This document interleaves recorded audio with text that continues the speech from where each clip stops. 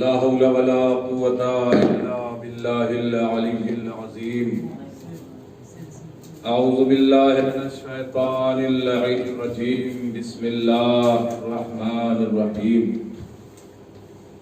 الحمد لله الذي هدانا لهذا وما كنا لنهتدي لولا أن هدانا الله. لقد جاءت رسل ربنا بالحق. الصلاة والسلام مولانا مولا الثقلين جد الحسن والحسين أبي القاسم محمد. اللهم صل على محمد وآل محمد. ثم الصلاة والسلام على أهل بيته الطيبين الطاهرين المعصومين المظلومين غر الميامين. آمين يا رب العالمين. أما بعد فقد قال الله سبحانه وتعالى في القرآن الحكيم وهو أصدق الصادقين وقوله الحق. بسم الله الرحمن الرحيم. اطیعوا اللہ واطیعوا الرسول وأولی الأمر منکم. صلوات محمد وآل محمد. اللهم صل على محمد وآل محمد. عزیزان گرامی، آپ حضرات سے گزارش ہے کہ ایک مرتبہ سورہ الحمد اور 3 مرتبہ سورہ توحید کی تلاوت فرما کر مونی فیملی، لاڈک فیملی اور جمیع المومنین کی ارواح کر سکیں.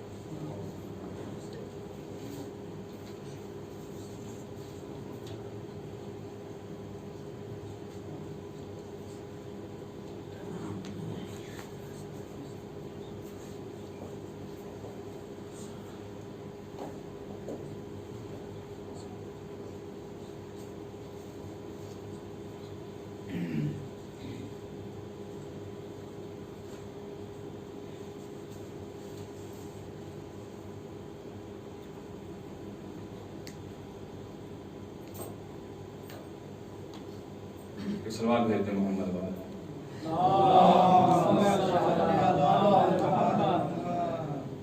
عزیزان گرامی، بغیر کسی تمہید کے اپنے موضوع کا آغاز کروں اور آپ حضرات پہ واضح ہے کہ ہمارا موضوع کیا ہے. فضیلت جناب عباس تاریخ کی روشنی میں. عزیزان گرامی، قرآن کریم میں ارشاد ہوا اطیعوا اللہ، اللہ کی اطاعت کرو، واطیعوا الرسول، اور رسول کی اطاعت کرو، واولی الامر منکم، اور اولی الامر کی اطاعت کرو. بس چند منٹ کے لیے آپ حضرات کے توجہات اگر ہماری طرف رہے تو انشاءاللہ 2-4 جملے اور انشاءاللہ آپ کی عبادت تمام کر دوں گا. پروردگار عالم قرآن مجید میں 3 اطاعتوں کا ذکر کر رہا ہے. پہلی اطاعت اللہ کی، دوسری اطاعت رسول کی، تیسری اطاعت اولی الامر کی. عزیزان گرامی، جہاں تک اللہ کی اطاعت کا سوال ہے اور جہاں تک رسول کی اطاعت کا سوال ہے تو ان 2 اطاعتوں میں کوئی مسئلہ نہیں ہے. مسئلہ بالکل سیدھا اور سادہ ہے. وہ کیا کہ جس نے اپنی زبان پہ کلمہ توحید جاری کر لیا، لا الہ الا اللہ، جس نے اپنی زبان پہ یہ کلمہ توحید جاری کر لیا، اس کے اوپر لازم اور واجب یہ ہے کہ وہ اللہ کی اطاعت کرے. توجہ کیجئے گا. اور پھر جب اللہ کی اطاعت کرے تو اللہ کے اطاعت کے ساتھ ساتھ اس کے اوپر لازم یہ ہے کہ وہ رسول کی اطاعت کرے. سوال ہے اولی الامر کی اطاعت.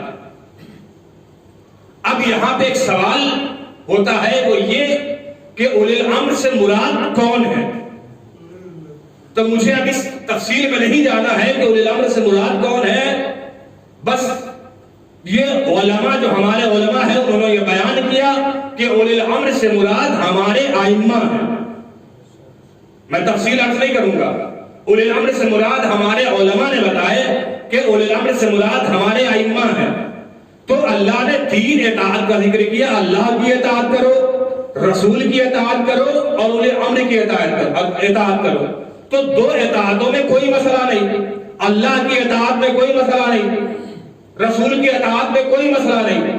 جس نے بھی اپنی زبان پہ کلمہ توحید کو جاری کر لیا، اب اس کے اوپر لازم ہے اور واجب یہ ہے کہ وہ اللہ کی اطاعت کرے، رسول کی اطاعت کرے۔ عزیزان محترم، سوال یہاں ہے کہ اولی الامر کی اطاعت، عزیزان محترم دیکھیے، شریعت ہم جس شریعت میں اپنی زندگی گزار رہے ہیں، اس شریعت کا، اس اسلام کا طرح امتیاز یہ رہا ہے کہ جب اللہ نے کوئی حکم دیا ہے تو ایسا نہیں ہے کہ اللہ نے اللہ نے صرف اور صرف حکم دے دیا ہو اور کوئی نمونہ نہ بنایا ہو۔ بہت توجہ چاہتا ہوں، موضوع ہمارا آپ کے ذہن میں ہے، فضیلت جناب عباس تاریخ کی روشنی میں ایسا ممکن نہیں ہے کہ اللہ نے حکم دے دیا ہو اور اس کے لیے کوئی نمونہ کا انتظام نہ کیا ہو، کوئی آئیڈیل کا انتظام نہ کیا ہو۔ دیکھیے مثال کے طور پر اللہ نے نماز کا حکم دیا، اللہ نے نماز کا حکم دے دیا۔ جب اللہ نے نماز کا حکم دیا تو یہ اللہ کی ذمہ داری ہے کہ جب اس نے حکم دیا ہے کہ نماز پڑھو تو اللہ ہی کسی ایسے کا انتظام کرے کہ جو نماز پڑھ کر بتائے کہ نماز پڑھی ایسے جاتی ہے۔ توجہ کیجئے گا، میں اپنے موضوع پہ پہنچنا چاہتا ہوں۔ اللہ نے جب نماز کا حکم دے دیا تو اب اللہ کے اوپر لازم یہ ہے کہ اے میرے پروردگار عالم، تو نے نماز کا حکم تو دے دیا، اب کوئی ایسا بندہ بھی بھیج دے جو نماز پڑھ کر بتائے کہ نماز ایسے پڑھی جاتی ہے۔ اللہ نے روزے کا حکم تو دیا، اب اللہ کی ذمہ داری یہ ہے کہ کسی ایسے کو بھیجے جو روزہ رکھ کر بتائے کہ روزہ رکھا ایسے جاتا ہے۔ اللہ نے حج کا حکم دیا، اب اللہ کی ذمہ داری یہ ہے کہ کسی کو بھیجے جو حج کر کے بتائے کہ ارکان حج ایسے ادا کیے جاتے ہیں۔ عزیزان محترم، اب میں یہاں پہ جملہ عرض کروں کہ اللہ نے اس آیت میں 3 اطاعتوں کا حکم دیا، اللہ کی اطاعت، رسول کی اطاعت، اولی الامر کی اطاعت۔ اب عزیزان گرامی دیکھیے کہ اللہ کی اطاعت کون کر رہا ہے؟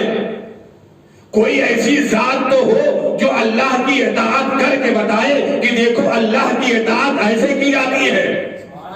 تو عزیزان محترم، میں نے تاریخ کو کھنگالنا شروع کیا، میں نے تاریخ کی اورگردانی کرنا شروع کی تو مجھے پتا چلا کہ ذات رسول اسلام سے بہترین ذات کوئی ہے ہی نہیں جو نمونہ بن جائے اللہ کی اطاعت کے لیے۔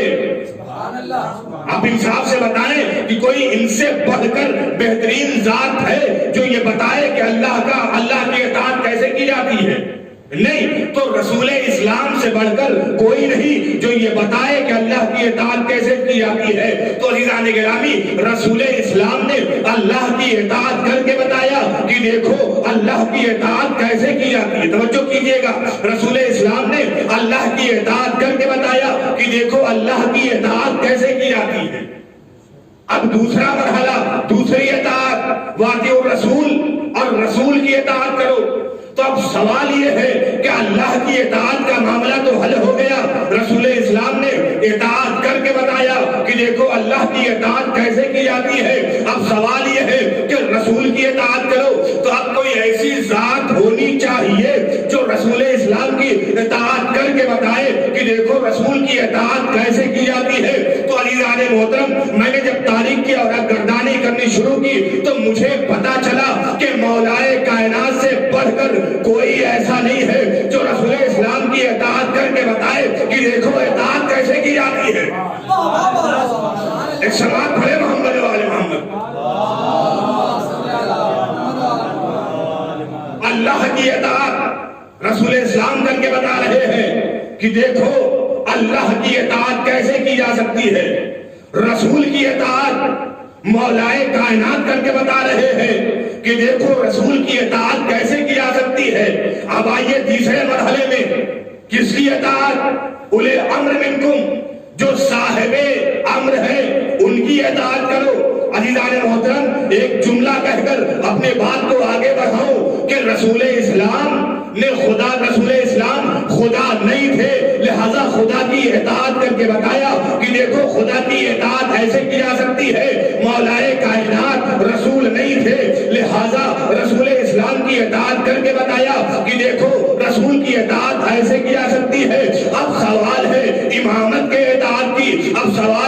امام کے اطاعت کی، تو کوئی ایسی ذات ہو جو امام کے اطاعت کر کے بتائے کہ دیکھو امام کی اطاعت ایسے کی جا سکتی ہے۔ میرا موضوع آپ کے ذہن میں ہے، کوئی ایسی ذات ہو جو یہ امام کی اطاعت کر کے بتائے کہ امام کی اطاعت ایسے کی جا سکتی ہے۔ اب عزیزان محترم، میں نے پھر تاریخ کے اور گردانی کی تو صرف ایک ذات نظر آئی جو معصوم نہ ہوتے ہوئے بھی، امام نہ ہوتے ہوئے بھی امام کی اطاعت ایسے کی کہ دنیا محو حیرت ہے۔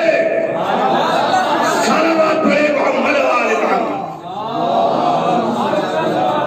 ایک ذات جسے جناب حضرت عباس کہا جاتا، ایسی اطاعت امام کی کہ دنیا محو حیرت ہے کہ کیسی اطاعت۔ عزیزان گرامی، جناب عباس نے امام کی اطاعت کر کے بتائی کہ دیکھو امام کی اطاعت ایسے کی جا سکتی۔ عزیزان گرامی، دنیا جناب عباس کے مسائل کو تو بیان کرتی ہے لیکن فضائل بہت کم بیان کیے جاتے ہیں، اور ایسا نہیں ہے کہ جناب عباس کے فضائل نہیں ہیں، فضائل کے سمندر ہے، ٹھاٹے مارتا ہوا سمندر ہے۔ عزیزان گرامی، کبھی کبھی مصائب سے بھی فضائل کو حاصل کیا جا سکتا ہے۔ ہم جن واقعات کو جناب عباس کے مصائب میں تذکرہ کرتے ہیں، اب فضائل میں منہ سے لا سکتے ہیں۔ اطاعت دیکھیے کہ کس قدر اطاعت میں مصروف ہے جناب عباس۔ جناب امام حسن کے جنازے پہ تیر کی بارش ہوئی، جناب عباس نے تلوار کو نیام سے نکال لیا، اطاعت پہچانے، تلوار کو نیام سے نکال لیا۔ امام حسین نے کہا عباس یہ کربلا نہیں ہے۔ اطاعت کا عالم یہ ہے کہ جیسے ہی امام کے دہن سے جملے نکلے عباس یہ کربلا نہیں ہے، وہ تلوار جو نیام سے باہر نکل گئی تھی، اطاعت کا عالم یہ ہے کہ امام کا حکم پاتے ہی وہ تلوار نیام کے اندر چلی گئی۔ یہ اطاعت ہے۔ حر نے لجام فرس پہ ہاتھ کو ڈالا، عباس کو جلال آ گیا۔ امام حسین نے آواز دی میرے بھائی یہ کربلا نہیں ہے۔ جو تلوار نیام سے باہر آ گئی تھی وہ تلوار نیام کے اندر چلی گئی۔ اسے اطاعت نہیں کہیں گے تو اور کیا کہیں گے؟ جو خیمے اپنے ہاتھوں سے نصب کیے تھے اس خیمے کو اپنے ہی ہاتھوں سے اکھاڑنا ہے اور ہٹانا ہے۔ امام کہہ رہے ہیں میرے بھائی عباس ہم جنگ کی ابتدا نہیں کریں گے، جن ہاتھوں سے خیمے لگائے ہیں انہی ہاتھوں سے خیمے ہٹا لیے جائیں۔ جو آستین چڑھ چکی تھی، جو تلوار نیام سے باہر نکل گئی تھی، وہ آستینیں بھی گر گئی، تلوار بھی نیام کے اندر چلی گئی۔ عزیزان محترم، یہ اطاعت دنیا پہچانے کہ عباس کون ہے اور عباس کسے کہتے ہیں۔ عزیزان گرامی، جس نے دنیا سے کچھ نہ مانگا، جو دنیا کو صرف دینے آیا تھا، وہ اس نے اگر مانگا بھی اپنی نماز شب میں دعا کی ہے تو صرف ایک دعا، میرے مالک مجھے ایک بہادر بیٹا عطا کر دے جو کربلا میں میرے حسین کے کام آئے۔ عزیزان محترم، اب اندازہ لگائیے کہ مانگنے والا علی جیسا ہو، دینے والا خدا جیسا ہو، جب وہ وجود میں آئے گا تو وہ کس منزل میں فائز ہوگا؟ ایک صلوات پڑھے محمد والے محمد پہ۔ مانگنے والا علی جیسا۔ شاعر اپنے 4 مصروں میں کہتا ہے کہ ناز جس پر ہے وفا کو وہ وفا کس کی تھی، غیر معصوم میں معصوم ادا کس کی تھی، ایسے اوصاف کے کیوں ہوتے نہ حامل عباس، کس نے مانگا تئی ہے اور دعا کس کی تھی؟ صلوات پڑھے محمد والا۔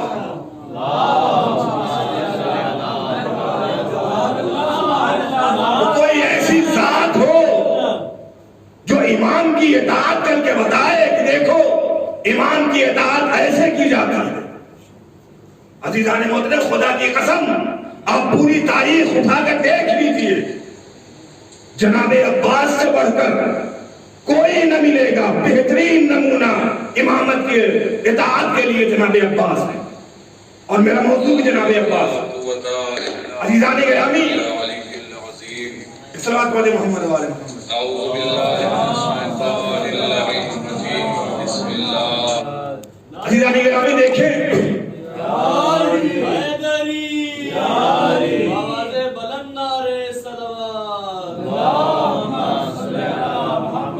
جناب عباس کی زندگی کو واقعات کے اعتبار سے 3 حصوں میں تقسیم کیا جا سکتا ہے. توجہ کیجئے گا، جناب عباس کی زندگی کو واقعات کے اعتبار سے 3 حصوں میں تقسیم کیا جا سکتا ہے. پہلا حصہ 26 ہجری سے لے کر جناب عباس کی ولادت سے لے کر اور 40 ہجری تک، یہ جناب عباس علیہ السلام کا پہلا حصہ. 26 ہجری سے لے کر 40 ہجری تک، یعنی تقریباً 14 سال.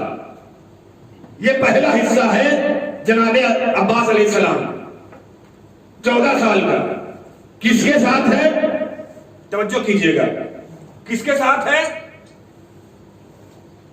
والد محترم جناب مولا کائنات کے ساتھ. یہ زندگی کا پہلا حصہ 14 سال کا، 26 ہجری سے 40 ہجری تک. اب آئیے دوسرا حصہ، مولا کائنات کی شہادت کے بعد سے 50 ہجری تک، امام حسن کی شہادت تک. یہ دوسرا حصہ ہے تقریباً 10 سال کا. یہ کس کے ساتھ ہے جناب عباس؟ اپنے بھائی امام حسن کے ساتھ. اب آئیے تیسرا حصہ، 50 ہجری سے لے کر 61 ہجری 10 محرم روز عاشورہ. یہ تیسرا حصہ ہے. یعنی پہلا 14 سالہ حصہ اپنے باپ مولا کائنات کے ساتھ، اور پھر اس کے بعد 2 اماموں کے ساتھ باقی کے حصے. اب عزیزان محترم اندازہ کیجئے کہ جو اپنی ولادت سے لے کر اپنی شہادت تک معصوموں کے درمیان رہا ہو اور معصوموں نے پرورش کی ہو، وہ کیسا ہوگا؟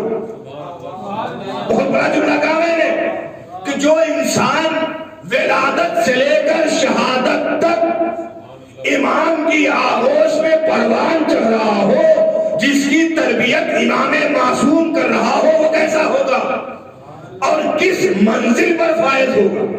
صلوات پڑھیں محمد والے محمد.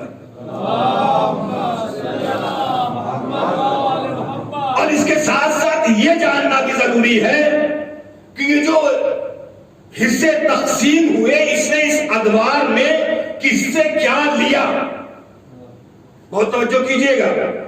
یہ جو زندگی تقسیم ہوئی واقعات کے اعتبار سے 14 سال 10 سال اور پھر 50 ہجری سے لے کر 61 ہجری روز عاشورہ کربلا میں، یہ کس کے ساتھ گزارا اور کیا حاصل کیا؟ تو عزیزان محترم زیادہ تفصیل میں نہیں جانا ہے. پرورش کرنے والا باپ ہے وہ بھی علی جیسا. بہت توجہ چاہتا ہوں. پرورش کرنے والا یعنی جملے کو بدل کر ہی کہوں کہ آغاز زندگی میں جو شعوری چیزیں ہوتی ہیں وہ باپ سکھا رہا ہے. اور باپ بھی ہما شما نہیں ہے، باپ بھی علی جیسا ہے. 14 سال کے بعد جو سیکھنے کی چیزیں ہوتی ہیں وہ 2 بھائی امام معصوم سکھا رہے ہیں. یہ عباس ہے. اب عزیزان گرامی، اب دیکھنا یہ ہے کہ کس سے کیا لیا. تو باپ ہے، بچپنے ولادت ہوئی ہے تو 14 سال تک باپ کے ساتھ ہے. تو اب انصاف سے بتائیے کہ جو کچھ مولا کائنات کے پاس، اچھا عباس ایسے ہی دنیا میں نہیں جا گئے. عباس ایک مقصد کے تحت آئے ہیں. توجہ کیجئے گا، شاید میں کچھ عرض کرنا چاہتا ہوں. عباس دنیا میں ایسے ہی نہیں آ گئے ہیں، بلکہ عباس ایک مقصد کے تحت آئے ہیں. تو لہذا جو اسے پروان چڑھا رہا ہے اس کی ذمہ داری یہ ہے کہ مقصد کو پامال نہ ہونے دے، مقصد کو پامال نہ ہونے دے۔ جو انسان اس کی پرورش کر رہا ہے تو جس نے مانگا ہے وہی پرورش کر رہا ہے، اور پرورش کرنے والا ہم اور آپ نہیں ہے، پرورش کرنے والا امام معصوم ہے۔ تو جب پرورش کر رہا ہے تو مولا کی ذمہ داری یہ ہے کہ جس مقصد کے تحت مانگا ہے اس مقصد کے تحت پرورش کرے۔ غور فرمایا آپ نے، جس مقصد کے تحت مانگا ہے اس مقصد کے ساتھ پرورش کرے۔ اور عزیزان محترم، اسی مقصد کے ساتھ جناب عباس کی پرورش ہو رہی ہے۔ عزیزان محترم، مجھے جناب عباس کے سوانح حیات کو نہیں ذکر کرنا ہے، لیکن عزیزان گرامی، اگر کسی کی فضیلت کو جاننا ہے تو اس کی فضیلت کو جاننے اور سمجھنے کے لیے ضروری یہ ہے کہ اس کی صاحب فضیلت کے ذکر کے ساتھ ساتھ اس کے ننیحال کا بھی تذکرہ کیا جائے، اس کے ننیحال کا بھی تذکرہ کیا جائے، اس کے ننیحال کا بھی تذکرہ کیا جائے اور اس کے ننیحال کا بھی تذکرہ کیا جائے۔ جس کی فضیلت ہو رہی ہے وہ قمر بنی ہاشم، وہ علمدار حسینی، سقائے اہل حرم، وہ ہے کہ جس کے اوپر خود حسین کو ناز ہے، جو تمنائے علی ہے، جو دعائے فاطمہ ہے، جو دعائے علی ہے۔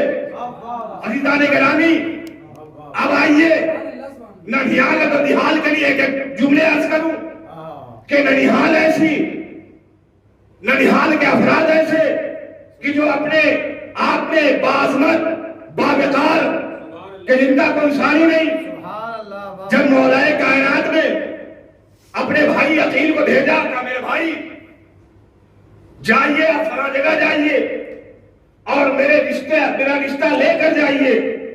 عزیزان محترم، ایک جملہ کہہ کر بات کو آگے بڑھاؤں کہ آپ دیکھیں کہ خانوادہ اہل بیت اطہار میں جناب خدیجہ سے لے کر جناب نرگس خاتون تک کو دیکھ لیجئے، جتنی بھی ازواج آئیں سب کی یہ خواہش رہی کہ ہمارا رشتہ ان گھرانے سے جڑ جائے۔ جناب خدیجہ الکبریٰ سے لے کر جناب نرگس تک ہر بیوی کی یہ خواہش، ہر بیوی کی یہ تمنا، ہر بیوی کی یہ چاہت کہ ہمارا رشتہ اس گھرانے سے جڑ جائے۔ یہ تنہا جناب ام البنین کا شرف ہے، علی کی تمنا یہ ہے ام البنین ہمارے گھر آئے۔ ایک صلوات پڑھ دیں محمد و آل محمد پہ۔ جناب خدیجہ سے لے کر جناب نرگس خاتون تک ہر بیوی کی خواہش یہ ہے کہ ہمارا رشتہ اس گھرانے سے جڑ جائے، لیکن یہ شرف حاصل ہے جناب ام البنین کو کہ مولا امیر کی خواہش یہ ہے، تمنا یہ ہے کہ ام البنین ہمارے گھر آئے۔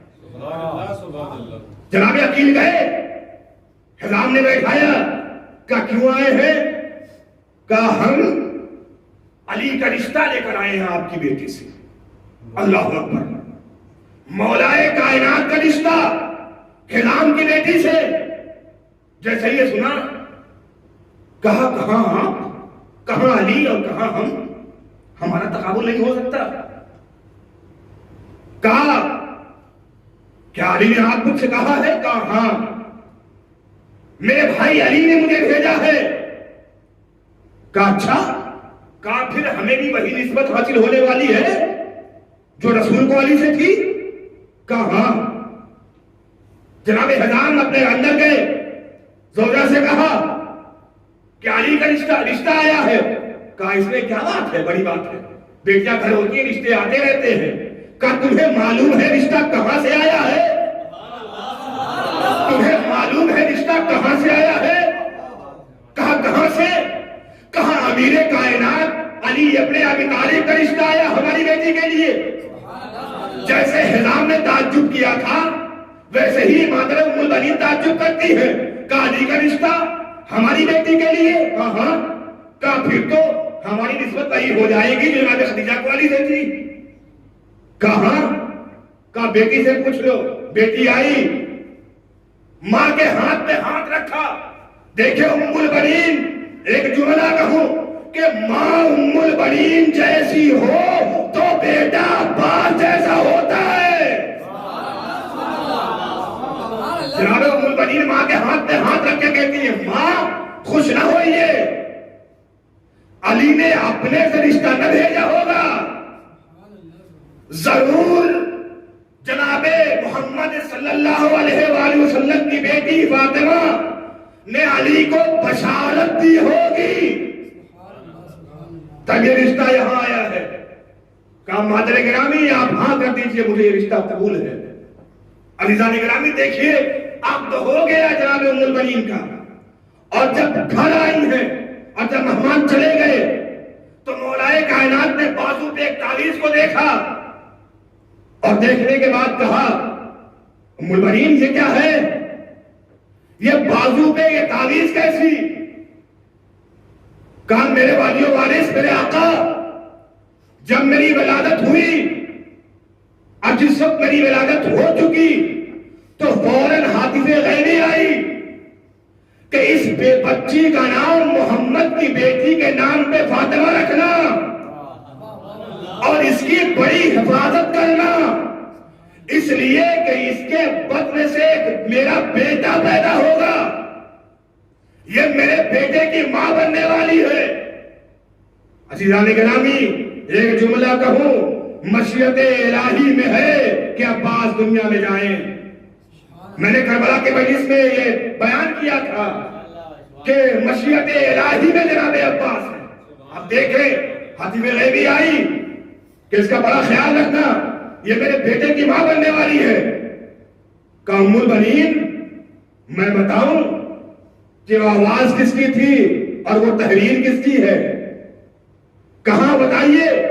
کہا ام البنین یاد رکھو وہ آواز بھی میری تھی, یہ تحریر بھی میری ہے. صلوات پڑھے محمد والے محمد پہ. عزیزان گرامی یہ تو وقت وہ ہے, بس میں نے بہت جلدی اپنے موضوع کو ختم کروں گا کہ یہ وقت وہ ہے کہ جب جناب ام البنین کی ولادت ہوئی ہے. ولادت سے پہلے اس گھر میں جناب حزام نے, جناب ام البنین کے باپ نے خواب دیکھا کہ آسمان سے ایک ستارہ ٹوٹا اور اس کے 4 ٹکڑے ہوئے اور حزام کی گود میں آ گئے. خواب میں رسول اسلام کو دیکھا, پریشان ہو گیا, رسول اسلام کے پاس حاضر ہوا اور کہتے یا رسول اللہ میں نے خواب دیکھا اور یہ میں دیکھ رہا ہوں کہ آسمان سے ایک ستارہ ٹوٹا اور اس کے 4 ٹکڑے ہوئے اور وہ ہماری آغوش میں آ گیا, اس کی تعبیر کیا ہے؟ رسول اسلام کہتے ہیں حزام وہ ستارہ تیری بیٹی ہے اور اس بیٹی کے بدن جو 4 ٹکڑے ہوئے ستارے کے, اس بیٹی کے بدن سے 4 بیٹے ہوں گے. حزام وہ بیٹی مجھے دے دو. جناب حزام کہتے ہیں لے لیجئے. کہا ایسے نہیں, قیمت بتاؤ. توجہ کیجئے گا, رسول اسلام کہتے ہیں قیمت بتاؤ. کیا رسول اللہ آپ سے وہ قیمت نہیں, لے لیجئے. کہا نہیں بغیر قیمت کے نہیں لے سکتا. کہا نہیں یا رسول اللہ ہماری کیا مجال جو ہم آپ سے قیمت لیں. کہا تو ٹھیک ہے, اگر تم قیمت نہیں لینا چاہتے تو جاؤ, میں نے تمہاری بیٹی اور تمہارے بیٹیوں کے اولاد کو باب الحوائج بنا دیا. اور حزام یہ جان لو کہ تمہارا نام جو رہتی دنیا تک باقی رہے گا وہ تمہاری اس بیٹی اور اس بیٹی کی اولاد سے تمہارا نام باقی رہے گا. ایک صلوات پڑھ دے محمد والے.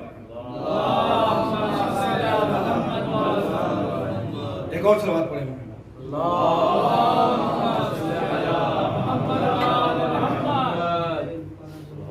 عزیزان گرامی یہ جناب عباس ہے کہ ننیحال کے اعتبار سے اگر دیکھا جائے تو جس کا کوئی ثانی نہیں.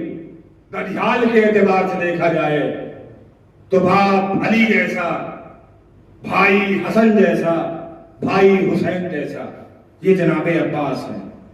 کون بیان کرے کہ جناب عباس کی عظمت کیا ہے؟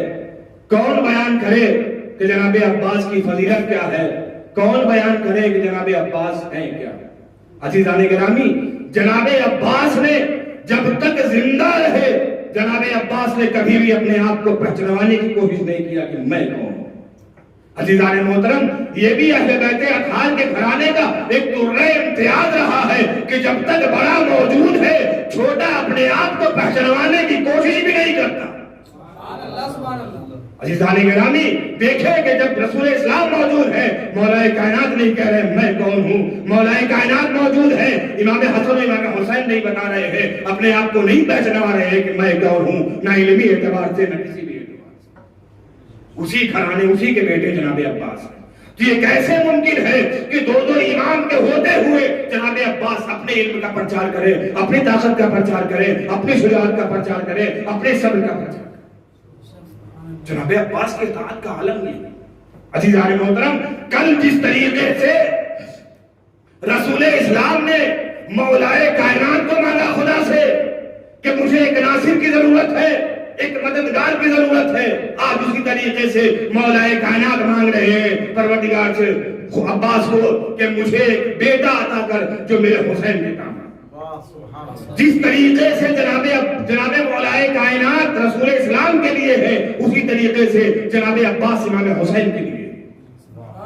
عزیزان محترم، آپ تاریخ آپ کے سامنے ہے، آپ دیکھیے جب مولائے کائنات کی ولادت ہوئی تھی، رسول اسلام آگے بڑھے تھے، اپنی آغوش میں لے لیا تھا اور لینے کے بعد اپنی زبان مولائے کائنات کے دہن میں دے دی تھی۔ جناب عباس کی ولادت ہوئی، تاریخ کے ذکر یہ ہے کہ امام حسین آگے بڑھے، اپنی آغوش میں جناب عباس کو لیا اور لینے کے بعد اپنے دہن جناب عباس کے دہن میں لیا۔ اس کا مطلب یہ ہے کہ امام جناب عباس امام حسین کے لیے آئے، اور تاریخ کے ذکر یہ ہے کہ جب جناب عباس امام حسین کی گود میں آئے ہیں تو سب سے پہلے اپنے دونوں بازوؤں کو پھیلا دیا، گویا آج بھی بتانا چاہتے ہیں کہ میرے آقا یہ دونوں بازو آپ کے اوپر قربان ہیں۔ عزادارو، یہ جناب عباس ہے۔ کون بیان کرے کہ جناب عباس کیا ہے؟ اطاعت کی منزل، صبر کی منزل اگر دیکھنی ہے تو جناب عباس کو دیکھیں۔ جب مدینے سے یہ قافلہ چلا ہے 28 رجب کو، تو روایت کے ذکر یہ ہے کہ جناب عباس جب یہ قافلہ چلنے لگا اور راستے میں ہے تو جناب زینب نے قافلے کو روکنے کا حکم دے دیا۔ امام حسین قریب آئے، بہنا قافلہ کیوں روک دیا؟ جملہ سنیں گے، روایت کے ذکر یہ ہے کہ جناب زینب کہتی ہے بھیا کئی روز ہو گئے ہم نے اپنے بھائی عباس کو نہیں دیکھا، بھیا کئی دن ہو گئے کہ ہم نے اپنے بھائی عباس کو نہیں دیکھا ہے۔ زینب عباس کو دیکھنا چاہتی ہو؟ ہاں بہن، ہاں بھیا عباس کو دیکھنا چاہتی ہوں۔ تاریخ بتاتی ہے کہ امام حسین نے آواز دی میری بہنا ان دو انگلیوں کے درمیان دیکھو۔ اب جو زینب نے دو انگلیوں کے درمیان دیکھا، ایک مرتبہ کہتی ہے اے بھیا قافلے کو آگے بڑھا دو۔ اب زینب کو یقین ہو گیا کہ زینب کے بازوؤں میں رسل نہ باندھی جائے گی، زینب کے سر سے چادر نہ چھینی جائے گی۔ امام کہتے بہنا ارے یہ تو بتاؤ دیکھا کیا؟ عزادارو، جناب زینب کہتی ہے میں نے دیکھا کہ قافلے سے دور میرا بھائی عباس ارے گھوڑے کو دوڑائے آگے بڑھ رہا ہے، اور جو بھی سوار آتا ہے اس سے کہتا ہے سوار ارے اپنے راستے کو بدل دے، ارے ادھر سے سیدانیاں گزرنے والی ہے۔ اللہ اکبر! لیجئے عزادارو، قافلہ 2 محرم کو کربلا پہنچ گیا، صبح عاشور نمودار ہو گئی، ایک ایک کر کے حسین کے تمام اصحاب شہید ہو گئے۔ عزیز و اقربا کی باری آئی، عزیز و اقربا بھی شہید ہو گئے۔ اب حسین ہیں اور حسین کی مظلوم بھی، حسین بھی صحیح شہید ہو گئے، اب کوئی نہیں ہے، ہو گیا عاشور کا سورج غروب۔ اب شام غریبہ آ گئی، شام غریبہ یتیموں کی شام، بیواؤں کی شام، یہ شام بھی تمام ہو گئی۔ عزادارو 11 کی صبح نمودار ہو گئی، قافلے کو اسیر کر لیا گیا، اب بیٹھنے کی باری ہے۔ ارے ایک مرتبہ جناب زینب نے فرات کا رخ کیا، آواز دی، اے میرے بھیا عباس، ارے مدینے سے چلے تھے تو بڑے احترام کے ساتھ لے کر آئے تھے، اے عباس زینب کو دیکھو، زینب بھی چادر کے ہو گئی، اے عباس آؤ زینب کو سوار کرو۔ لو عزادارو یہ قافلہ دیار بدیار پھرایا جا رہا ہے۔ تاریخ بتاتی ہے کہ ایک مقام پہ قافلے سے جناب زید بن ارقم کی ملاقات ہوئی۔ جناب زید بن ارقم سید سجاد سے گفتگو کر رہے تھے کہ اسی اثنا میں جو سر نیزے پہ تھے ان کی نظر گئی، ارے کیا دیکھا کہ ایک مرتبہ علی اکبر کا سر نیزے پر ہے، قاسم و محمد کا سر نیزے پر ہے، حبیب کا سر نیزے پر ہے، حسین کا سر نیزے پر ہے۔ ارے حد تو یہ ہو گئی 6 ماہ کے بچے کا سر نیزے پر ہے، لیکن عباس کا سر نیزے پر نہیں ہے۔ ارے زید بن ارقم کہتے نئے مولا، ارے میں مدینے جا رہا تھا، راستے میں یہ معلوم ہو گیا، میں آپ سے ملنے آ گیا، مولا ارے کوئی پیغام ہو تو بتا دیجئے، میں مدینے جا کر آپ کی نانا کی قبر پہ بتا دوں گا۔ اور مولا ایک سوال کا جواب دے دیجئے، اے زید بن ارقم بتاؤ کیا بات ہے؟ اے مولا ارے سب کا سر نیزے پر ہے، عباس کا سر نیزے پہ کیوں نہیں؟ ارے ایک مرتبہ زید بن ارقم کہتے مولا ارے کہیں ایسا تو نہیں کہ عباس نے ساتھ نہیں دیا؟ اے مولا کہیں ایسا تو نہیں کہیں عباس نے ساتھ نہیں دیا؟ عزادارو انصاف سے بتاؤ، ارے کیا گزرتی ہوگی اس وفا کے خدا پر؟ ارے جب کوئی کہتا ہوگا ارے کیا عباس نے ساتھ نہیں دیا؟ ایک مرتبہ خرد سجاد کہتے ہیں اے نانا کے صحابی ایسا نہ کہو، میرا چچا مرا نہیں ہے، میرا چچا شہید ہوا ہے، وہ دیکھو سفید گھوڑے کی گردن میں میرے چچا کا سر لٹکا ہوا ہے۔ عزادارو ایک جملہ کہوں، مجھے نہیں پتا کہ سر کو لٹکانے والے نے کس طریقے سے جناب عباس کے سر کو گھوڑے کی گردن میں لٹکایا۔ ہائے عباس کی مظلومی۔ جناب سید سجاد کہتے ہیں میرا چچا مرا نہیں ہے، میرا چچا شہید ہوا ہے، چلو چل کر پوچھ لیتے ہیں۔ عزادارو روایت کے فقہ یہ ہے سید سجاد نے ہاتھوں کی ہتھکڑیوں کو سنبھالا، پاؤں کی بیڑیوں کو سنبھالا، اور ایک مرتبہ اس گھوڑے کے قریب آئے کہ جس کے گردن میں عباس کا سر لٹکا تھا۔ ارے جیسے ہی قریب آئے مقتل کہتا ہے کہ عباس کی آنکھیں کھلی تھی، لیکن جب سید سجاد قریب آئے آنکھیں بند ہو گئی، ہاتھوں کی ہتھکڑیوں کو سنبھالا، اے چچا آنکھیں کھولو، میں ہتھکڑیوں کی شکایت لے کر نہیں آیا، چچا میں بیڑیوں کی شکایت لے کر نہیں آیا، اے چچا یہ نانا کا صحابی آیا ہے، پوچھ رہا ہے آپ کا سر نیزے پہ کیوں نہیں؟ کروڑوں سلام عباس کی اطاعت پہ۔ آواز آئی اے نانا کے صحابی، ارے جا کے نانا سے کہہ دینا ظالموں نے میرے سر کو نیزے پہ چڑھانا چاہا، لیکن جیسے ہی میرا سر نیزے کی بلندی پہ جاتا، ارے میری نظریں زینب کلثوم کے کھلے ہوئے سروں پہ پڑتی، عباس کو یہ گوارا نہیں۔ زینب کے کھلے سر